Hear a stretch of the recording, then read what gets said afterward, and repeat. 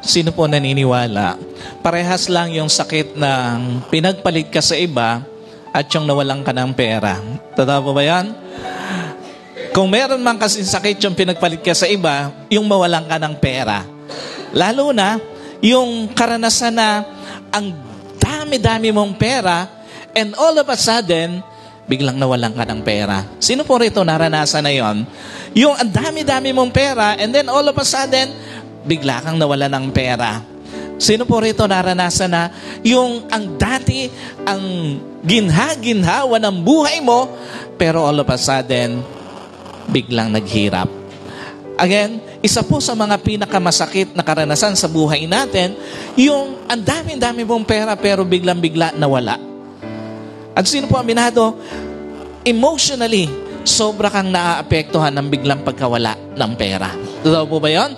May mga tao na dahil doon sa biglang pagkawala ng pera, sobrang naapektuhan emotionally. And at the same time, may mga tao dahil doon sa biglang pagkawala ng pera, naapektuhan even psychologically.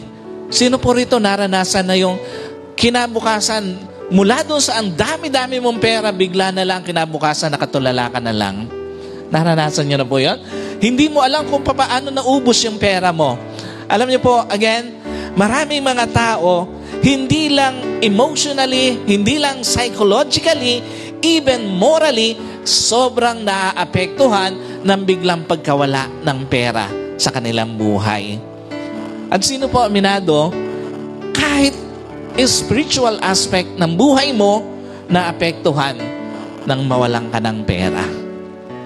Sino po rito, again, naranasan na niya yung magkaroon ng maraming pera?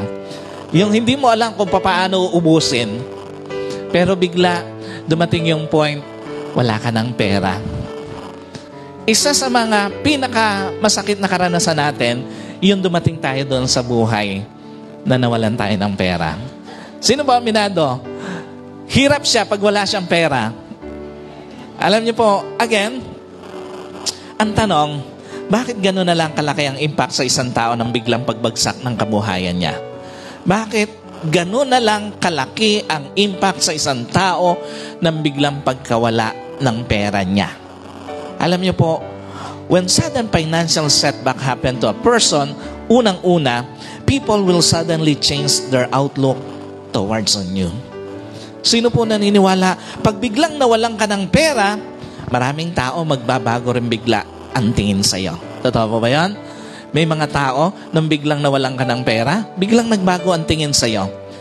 Kung bakit napakalaki ang impact sa isang tao nang bigla ang pagkawala ng kabuhayan, ng pera, o maging ng negosyo, unang-unang dahilan, yung mga tao sa paligid mo, bigla rin nagbabago ang tingin sa'yo.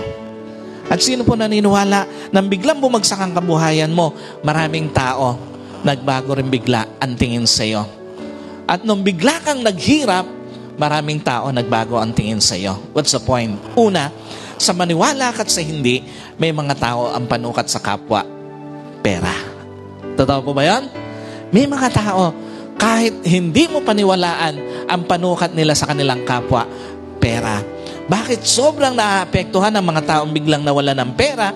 Kasi nga, maraming tao ang panukat sa kanilang kapwa, pera. Bakit sobrang naaapektuhan ng maraming tao sa biglaang pagbagsak ng kanilang kabuhayan? Kasi nga, ang panukat ng kapwa, maraming tao, ang panukat sa kanilang kapwa, yung kabuhayan na meron ka. At bakit sobrang naaapektuhan ng mga taong biglang naghirap? Kasi nga, may mga tao ang panukat sa kapwa, yung yaman mo. At ito ang totoo, hindi ka pwedeng hindi maapektuhan nang biglang ang pagbabago ng tingin sa iyo ng ibang tao. Totoo po ba yan? Sobrang naaapektuhan ng isang tao kapag kayong mga nasa paligid mo biglang nagbago ang tingin sa iyo. Lalo na ang dahilan, pera. Again, hindi mo pwedeng itanggi na maaapektuhan ka ng biglaang pagbabago ng financial status mo. Alam niyo po, hindi ka pwedeng hindi masaktan sa biglaang pagbabago ng tingin ng mga tao sa paligid mo. At ito po ang totoo, hindi ka pwedeng hindi manibago sa biglaang pagbabago ng tingin ng mga tao sa iyo. masasaktan ka, maninibago ka, and at the same time, maaapektuhan ka ng biglaang pagbabago ng tingin ng mga tao sa iyo sa paligid mo.